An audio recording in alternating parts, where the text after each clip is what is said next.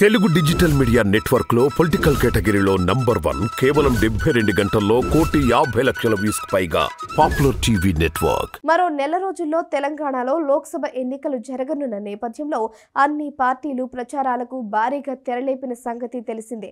గత ఏడాది జరిగిన అసెంబ్లీ ఎన్నికల్లో సత్తా చాటినట్లే ఈ ఏడాది జరగబోయే లోక్సభ ఎన్నికల్లోనూ గెలిచి నిలవాలని, గత గెలుపు గాలివాటం కాదని చాటి చెప్పాలని కాంగ్రెస్ పార్టీ బలంగా భావిస్తుందని అంటున్నారు. ఇదే సమయంలో ఎట్టి పరిస్థితుల్లోనూ సత్తా చాటాలని బీజేపీ భావిస్తోంది.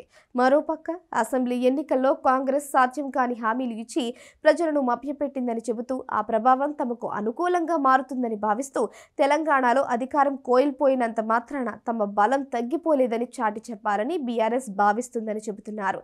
ఈ నేపథ్యంలో తాజాగా టైమ్స్ నౌ ఈటీజీ సర్వే ఫలితాలు తెరపైకి వచ్చాయి.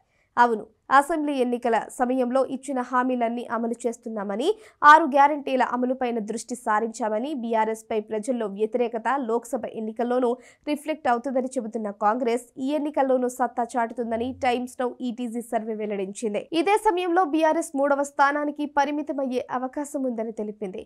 తాజాగా తెరపైకి వచ్చిన టైమ్స్ నౌ ఈటీజీ సర్వే ఫలితాలు తెలంగాణలో లోక్సభ ఎన్నికల్లో కాంగ్రెస్ పార్టీ సత్తా చాటుతోందని తెలిపింది. ఇందులో భాగంగా రాష్ట్రంలో ఉన్న 17 లోక్సభ స్థానాలకు గాను అధికార పార్టీకి 8 నుంచి 10 స్థానాల్లో గెలుపు తథ్యమని చెబుతోంది. అదేవిధంగా బీజేపీకి 4 నుంచి 6 స్థానాల్లో గెలిచే అవకాశం ఉందని, బీఆర్ఎస్ మాత్రం 2 నుంచి 4 స్థానాలకు మాత్రమే పరిమితమయ్యేలా పరిస్థితులు ఉన్నాయని తెలిపింది. ఈ సర్వే ఫలితాలను బట్టి చూస్తే రాబోయే లోక్సభ ఎన్నికల్లోనూ బీఆర్ఎస్ కు పరాభవం తప్పదని తెలుస్తోంది.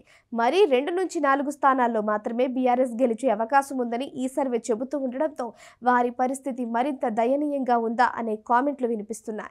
టైమ్స్ నౌ ఈటీజీ సర్వే ఫలితాలు తెలంగాణలో లోక్సభ ఎన్నికలు 2024లో కాంగ్రెస్ పార్టీ 8 నుంచి 10, బీజేపీ 4 నుంచి 6, బీఆర్ఎస్ 2 నుంచి 4, ఇతరులు 0 కాగా టైమ్స్ నౌ ఈటీజీ ఏపీకి సంబంధించిన ఫలితాలను కూడా వెల్లడించింది.